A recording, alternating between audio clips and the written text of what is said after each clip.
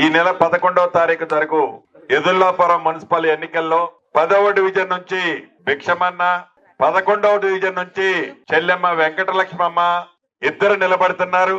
వీళ్ళ ఇద్దరు గుర్తు మీ గుండెల్లో ఉన్న గుర్తు ఇందిరమ్మ పార్టీ గుర్తు, మీ సీనన్న గుర్తు హస్తం గుర్తు.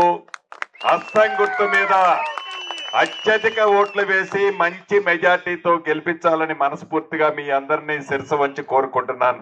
2 సంవత్సరాల క్రితం మీ దీవెనలతో, మీ ఆశీస్సులతో, మీ కష్ట ఫలితంగా శాసనసభ్యుడిగా నన్ను గెలిపించుకున్నారు.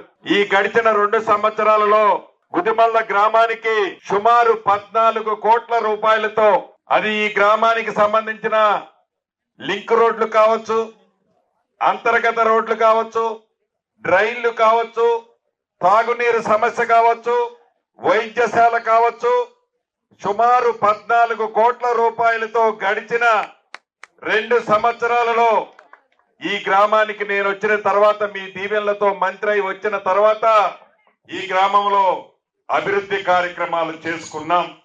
ఇంకా చేసుకోవాల్సినవి ఉన్నాయి. కొన్ని రోడ్లు చేయాలి, కొన్ని డ్రైన్లు చేయాలి, ఇంకా 2 లింక్ రోడ్లు కూడా మిగిలాయి, అవి చేయాలి.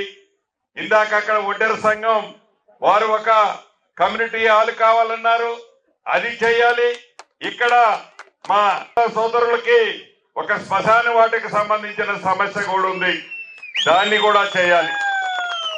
మీ దీవెనలతో ఇవాళ నేను ప్రతిదీ చేయగలిగి ఉన్నాను.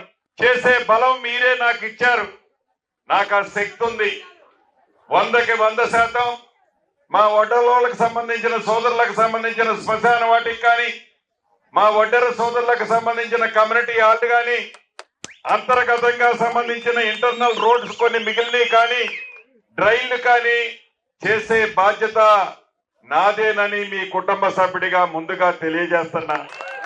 గడిచిన 2 సంవత్సరాల నుంచి పేదోడి ప్రభుత్వంగా గౌరవ ముఖ్యమంత్రి రేవంత్ రెడ్డి గారి నాయకత్వంలో ప్రతి పేద ఇంటికి 200 యూనిట్లు ఉచిత కరెంట్ ఇచ్చాం. పెద్దోళ్లు తినే సన్న బియ్యం నా పేదింటి ఆడబిడ్డ తినాలని సన్న బియ్యాన్ని ప్రతి ఆడబిడ్డకి ఇచ్చాం. ఆడబిడ్డ ఆర్టీసీ బస్సులో ఎంత దూరం ప్రయాణం చేసినా ఉచిత బస్సు ప్రయాణ సౌకర్యం కల్పించాం. రైతును రాజు చేస్తానని 2 లక్షల వరకు రుణమాఫీ చేశాం. రైతు భరోసా కార్యక్రమం ద్వారా 12,000 రూపాయలు ఇచ్చాం. సన్న వడ్లేసిన రైతన్నకి మద్దతు ధరతో పాటు క్వింటాలకు 500 రూపాయలు బోనస్ ఇచ్చాం. వీటితో పాటు 10 సంవత్సరాలలో ఇల్లు ఇయ్యాలనే జ్ఞానం కూడా ఆనాటి ప్రభుత్వానికి లేకపోతే ఇంటి శాఖ మంత్రిగా ఈ గ్రామానికి మొదటి విడత 56 ఇల్లు ఇచ్చాం. వచ్చేటప్పుడు దారిలో కనపడ్డే ఇల్లు అదిగో మన ఎదురు కూడా కనిపిస్తుంది, ఇందిరమ్మ ఇల్లే. ఇలా ఏ ప్రాంతానికి పోయినా ఇందిరమ్మ ఇల్లు ఇచ్చిన ఘనత మీ దీవెనలతో వచ్చిన ఈ ప్రభుత్వాన్ని. ఒకసారి ఇచ్చి అయిపోయిందని చెప్పటంలా రేపు ఏప్రిల్ నెలలో మళ్ళీ ఇస్తున్నాం, మళ్ళీ ఇస్తాం, మళ్ళీ ఇస్తాం. ఇంకా 3 సార్లు అర్హులైన పేదవాళ్ళకి ఇందిరమ్మ ఇల్లు ఇస్తాం. ఇవ్వటమే కాదు, ప్రతి సోమవారం నాడు టెన్షన్ గా వారి ఖాతాలో వారి కట్టిన లెవెల్ను బట్టి డబ్బులు కూడా జమ చేస్తున్నాం. ఇది పేదోడు ప్రభుత్వం అంటే, పేదోడి కష్టం తెలిసిన ప్రభుత్వం అంటే, పేదోడికి మద్దతు తెలిపిన ప్రభుత్వం అంటే. త్వరల పాలనలాగా ఉండదు. పేదోళ్ల కష్టం తెలిసిన ఈ ఇందిరమ్మ ప్రభుత్వం పక్షాన భిక్షమన్న, అదే రకంగా సోదరీమణి వెంకటలక్ష్మమ్మ ఇద్దరు నిలబడ్డారు.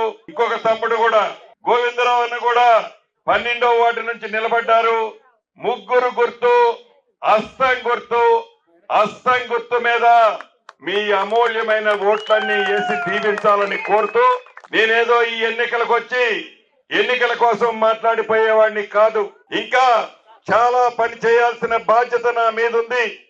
నా మీద మీరు పెట్టిన బరువు తప్పకుండా నమ్మకం, విశ్వాసాన్ని తూచా తప్పకుండా చేసి చూపిస్తానని కూడా మీ ఇంటి పెద్ద కొడుకుగా ప్రతి ఒక్కళ్ళకి పదే పదే చెప్తూ, ఇక ఎన్నికలున్నాయి అనంగా రంగురంగుల కండవలతో జనం వస్తారు, మాయ మాటలు చెప్తారు. ఆ మాయ మాటలు చెప్పటం వల్ల వారు చేయగలిగేది ఏమీ లేదు. ప్రభుత్వము లేదు, శాసనసభ్యుడు లేడు, ఎంపీ లేడు, చివరికి ఒక వార్డు నెంబర్ కూడా లేడు. కాబట్టి మాయ మాటలు నమ్మకుండా మనకి తోడు తెలుగు తమ్ముళ్ళు కూడా పూర్తి మద్దతు ప్రకటించారు మనకి.